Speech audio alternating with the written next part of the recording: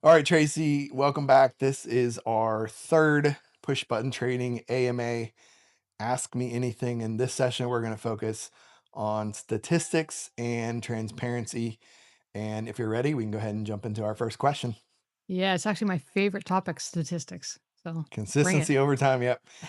Okay, so Emily sent in a question. She asked about the bot win rate. As you all know, we don't have a single bot, we have many bots. How would Yep. you answer that, Tracy? What's the bot's win rate? Win rate is really difficult. When people come at us with that question, I think they make the assumption that it's one bot with one set of settings and it's just doing its thing. That's not what we offer here. As you mentioned, we have between 6 and 8 of our common bots. And of those, we have trillions of different settings that can be set. And when you learn what we teach, you basically can take any combination of anything, put it together, and you build a portfolio. We teach you how to do that and look for the right settings, but it's not pre-built.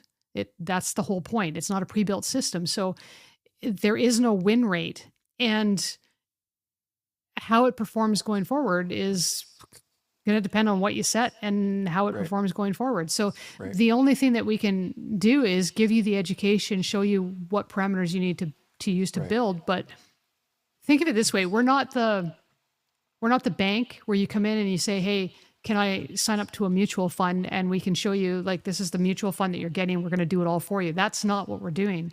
We're actually teaching you, how do you build your own mutual fund? How do you build your own portfolio? What do you need to do to do that? And I think it's just a different way of looking at it. And it's about proper expectations. So I can't give that answer because the win rate would be in the gazillions of options. Depends on what we're looking at, right? Right. And just to clarify, for those of you who don't know that much about push button trading, is we have 8 trading bots that run on NinjaTrader, fully automated. They're geared to and built specifically for funded accounts, but they also, so things like Lucid, Top Step, and they also work with dozens of other funded account programs, as well as traditional brokers like Schwab, like Interactive Brokers, and like NinjaTrader as the broker itself, the NinjaTrader broker. The win rate, though, is hard to say because there's literally 8 bots and then there's 300 pre-configured settings, and you can mix and match any number of those pre-configured settings to build a portfolio. So there's literally hundreds of trillions of possible combinations. It's hard to speak to all of that, right? And so I always feel like when someone's asking about win rate, they want to hear a high number. But as you all know, if you manage risk really well, you can still have even a 40 or 50% win rate. You can still make a lot of money over time. It's just you're exploiting that small edge. Just as another example, I was in Las Vegas a couple of weeks ago speaking at the Money Show at the Paris Resort, and if I was to pull up a table at any of the a chair at any of the table games, and I had a strategy that had a high win rate, right? And the high win rate alone is not tell the full story. It's like one ingredient in a recipe. Don't get too tied up or hung up on a single statistic by itself. But if I had a strategy, let's say blackjack, and my strategy had a very high win rate, what really matters is when I lose, how much do I lose? When I win, how much do I win?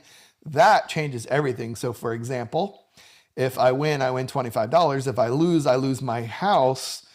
Who's excited about the 90% win rate? Nobody, because the losers are so substantial. They erase all of your gains and then some.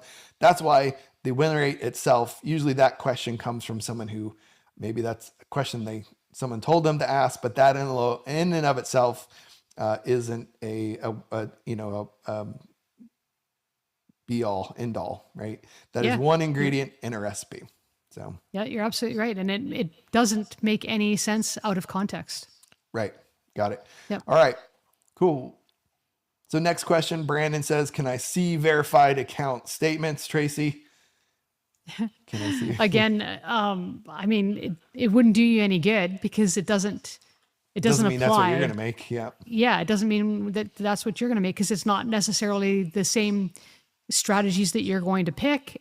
You might not have the same account size that that I have or that Matt has, Yep. or you may not even implement a process that's the same as what we do, because that's the point. Nobody in our community is trading exactly the same thing.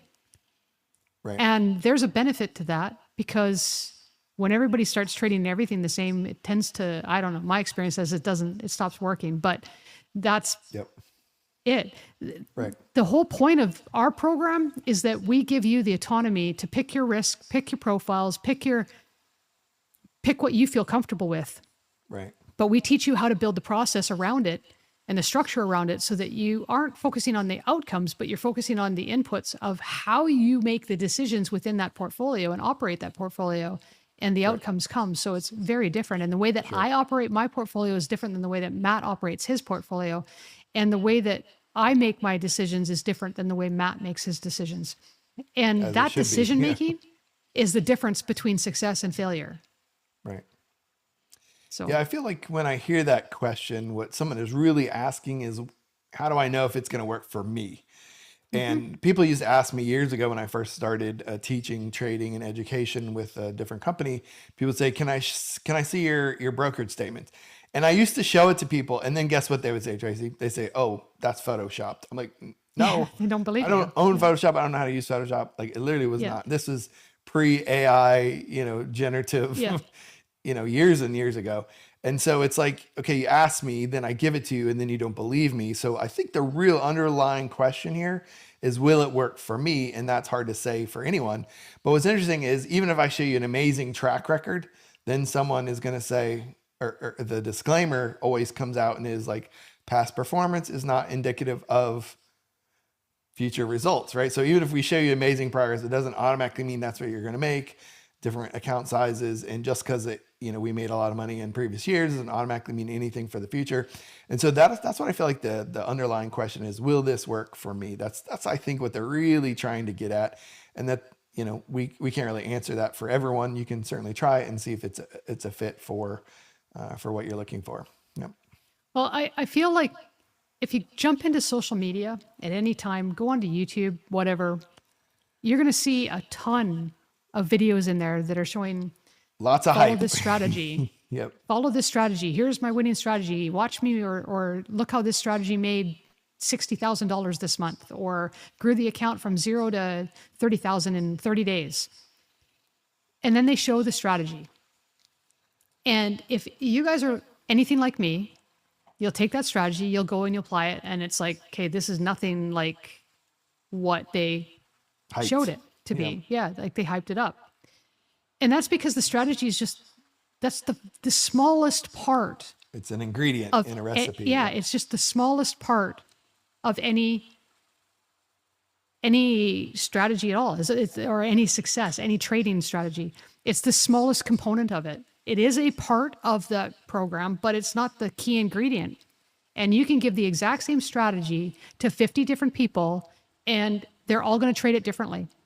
And they're all going to have different results. And that's the reality of it. So Right. I agree with you on that. And I think that if we looked at all the experience that we've had so far, even as a viewer of YouTube, et cetera, you'll see it all the time. The big part, and that's the part they then sell you. Here's the strategy. Let me teach you the coaching part, which is the stuff that is important, the thing that makes you successful. Let me help you with the decision making. Right. Yep. Awesome. Cool. All right. Next question is from Chris. He says, do you run these bots on your own accounts? I assume he's talking about funded accounts and real life traditional brokerage accounts as well. Yeah, I do. So Absolutely. it's I've got mine running today. I had one bot that lost $200, and I had another bot that made $381 so far today, and it's just doing its thing. So I'll let them do their thing. And you know what the nice thing about letting it trade on my own account, because I also have portfolios on funded accounts. But right now, some funded accounts are blocking gold.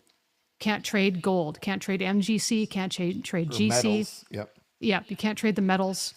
And I have nobody blocking me or telling me what I can't trade on my personal account, which is the benefit. So I'm making money on gold and MGC or GC. Yep. Nobody's telling me I can't trade it. If I can't trade it, nobody can trade it because the market itself is shut down. That's the Right. reality of it. So there are some huge benefits, and I wouldn't trade it for a world of not having it traded on my own account. So, Right. Yep. yep. And it's a really good question, because what they're really asking is, with this question of, do you run this on your own accounts, is, are you eating your own dog food? Right. Yeah, That's how it needs to exactly. kind of brutally, and the answer, Yep. of course, absolutely yes. And obviously it would be hard to even provide leadership, coaching or anything if we didn't do that. We'd be kind of, worlds apart from what our students are experiencing. And so in addition to that, we do like twice a week, Mondays and Thursdays, live coaching. And most of the time, like, I'm not even hiding it. My accounts are open. Like, you can see them. They are what they are. Right. And so, yeah, absolutely. Absolutely run them in our own accounts. Yep. And I know last month, for instance, most of the month it was like a win and a loss and a win and a loss and a win, and it was a loss. For the most of the month, I didn't make any money. And then all of a sudden in the last Like week and a 3 days. half, I was up Yeah. 7.5 hours on the Yeah. account. So Yep. it was like, boom, just done. Yeah. Right. And that's where a lot of times when it comes to automation, the human factor can still sabotage it all by not turning it on, or manually turning Mm-hmm. off, manually intervening, right? All that can still, the human emotion is still the weak point in the chain that can still sabotage everything. You Yeah, like, for sure. you pay for automation, but then you want to manually micromanage it. And that obviously gives you wildly different outcomes. So, yep. Yeah, and right now I've only been able to manually trade maybe twice a week. That's it. So it's really nice for me. I'm actually able to comfortably step away from what I'm like from trading, do what I need to do because I know that my bots are operating on an account and it's not just sitting there doing nothing. Before that, it was like, oh man, I got to get trading. I got to get trading. I got to get trading. Sure. And I would be distracted from any jobs that I had to get done because Yep. I have other commitments that I'm doing. And this Absolutely. frees me up. I know that they're working. I know that they're doing their thing. And it reduces that FOMO that you Right. might experience by not being in the market manually trading or thinking that you have to be in the markets all the time. Right. Absolutely. Yeah. Yeah. Okay, let's see. Our next question is from Zach. He asked the question, how did your bot do today or last night? Like, I think he's talking about like certain times. How would you answer that, Yep. Tracy? Yeah. So, Zach, it's a great question. And I do have bots that run in the evening as well as during the day. Right now on my personal account, my evening trades are only on tonight. So tonight would be the only night that it would run. So this week it hasn't done anything in the evening. My other bots, on the other hand, for my other portfolios, they run in the evening. And I find success in the evening. I find success during the day. I have portfolio bots that are running I usually run them I live in the Pacific Standard Time. So I usually run them between 3 p.m. and 7 p.m. And then they stop running and they close out by 11 o'clock if they're in any trades. Yep. And then my early trades start at around 4 a.m. So anywhere from 4 a.m. Up until 12:30 Pacific Standard Time, and they'll trade all day. So Right. that's what I do. And today, as I mentioned earlier, I have one bot that lost, one bot that won, but I'm up on the day. So Yep. So yeah. 50-50 win rate, even in that 2 trade example. Yep. Yep. And I feel like people ask, hey, can I watch the bot trade? It's like sometimes it might look at the market all day and not take any trades. Some might be super aggressive or take different trades. And I feel like, I don't know what the answer they're looking for would be, but as you all know, it's really consistency over time. So any one single day or a week or a month is not as important as the consistency over time, right? And so a lot of our technology, we've gone back 4 years and build optimal settings that have worked well over the last 48 months or 4 years. And that's kind of what we've kind of built so far with our technology. So how well it did today or tomorrow doesn't really make much of a difference. It could all winners, all losers. It really doesn't matter. It's consistency over time. And I feel like people assume that because it's a bot or technology that it's guaranteeing an outcome. So the outcome is profitability. And I feel like people turn it on and off like it's an ATM machine. Let me turn it on, make some money, turn it off, turn it on, make some money. And that's not really how it's designed. It's designed to run all day. It's designed to run every day. Certain bots run on certain days of the week versus others. and you have to just let it play out. Yeah, I currently have some strategies in my portfolio that are not doing well. They're the individual strategies on their own. They're in a drawdown, but they've been consistent over the last 4.5 years. They've had drawdowns throughout the 4 years, but the idea around the portfolio is that you're not putting all your eggs in one basket. So you're not feeling the pressure of that one asset class that might not be working well. It might be down currently, but you never know when that's going to happen, and you never know when it's going to turn around and start doing well. So the idea around the portfolio is that there's other parts of the portfolio that are usually doing well. The chance of it all doing poorly at the same time is very unlikely. Right. So it's you a end up low with chance. this. It could happen, but Yeah, it's it's a very very low chance. It can happen, and it depends on how heavily weighted you make your portfolio within a similar sector. But if you have a bunch of diversification to it, then most of the time the portfolio itself as a whole can ride it out. It evens out some of those dips and valleys, and that's what I've been seeing. So I even had somebody ask me today. They've been noticing that MYM hasn't been performing, and they want to know, do I pull it? And I said, I wouldn't. I would just leave it. You never know. I mean, the moment you pull it is the moment that it's going to turn around and start working for you. So unless it's changed the overall picture, when you look at the big picture, there's no reason to pull it. It's just in a moment of downturn, and that's okay. That happens in everything. If we were to micromanage our 401ks or our like long-term investments every single day, my goodness, we would have a heart attack with the drops and what happens to that. Like we just let it go, and we let it do its thing, and we trust that it's going to all work out in the end. And we recognize that it's only going to be a loss if you actually do something about it. Right. And they only give us quarter. That's why you have 401ks typically only give you a quarterly statement, not a minute by minute, second by second update. Because then you'd look at it and you'd freak out and you'd overreact and you'd be emotional and you make dumb decisions. Yeah. So I put my portfolio in play and I let it sit for, I evaluate it.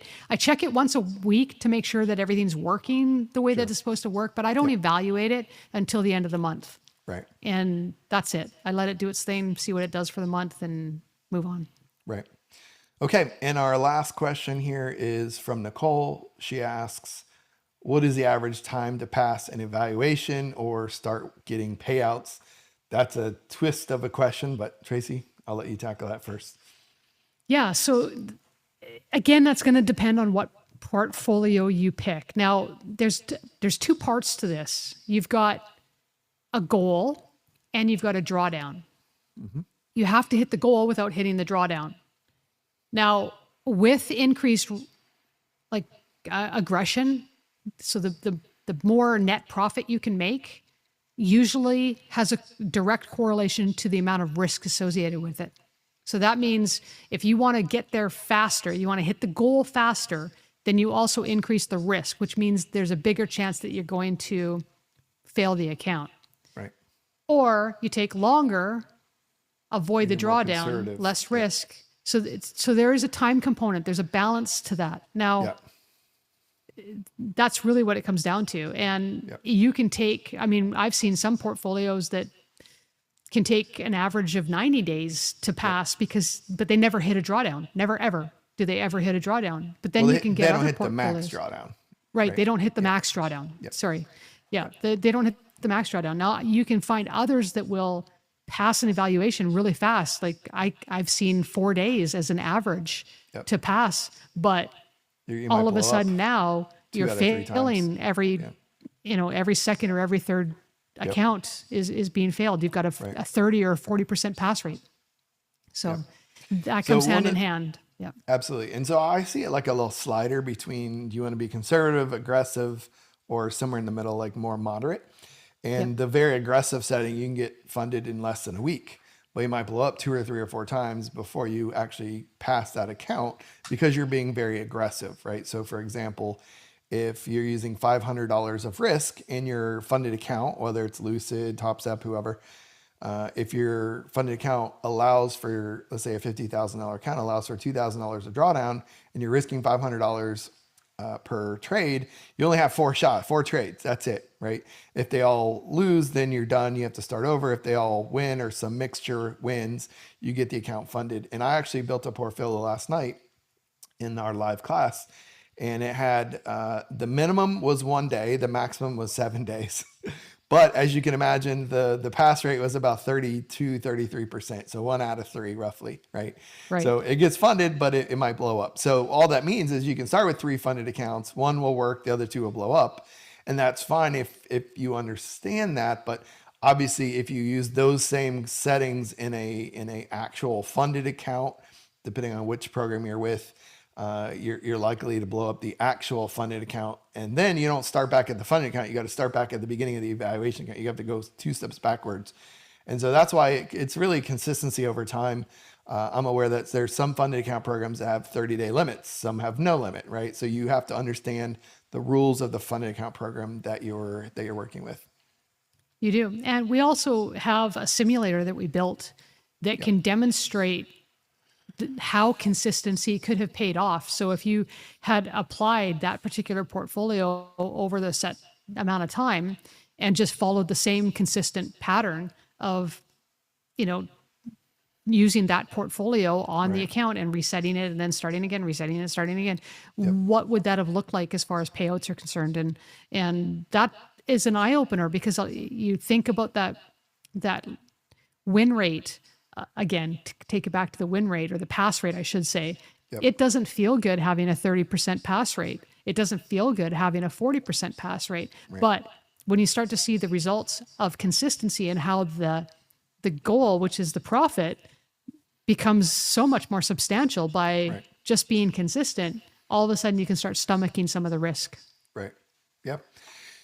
And that's a wrap on our questions. In our next AMA, we'll talk about automation expectations and how we're different than other bot trading technology companies. Thanks for hanging out with us, guys. We'll see you soon. Thanks.